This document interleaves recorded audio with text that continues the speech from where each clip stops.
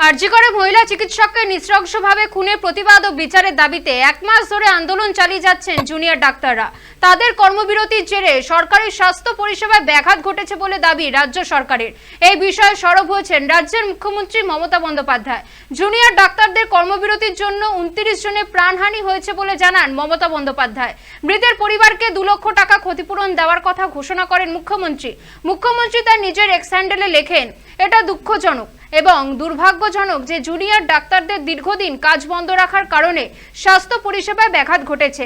এর কারণে আমরা 29 জনের মূল্যবান জীবন হারিয়েছি।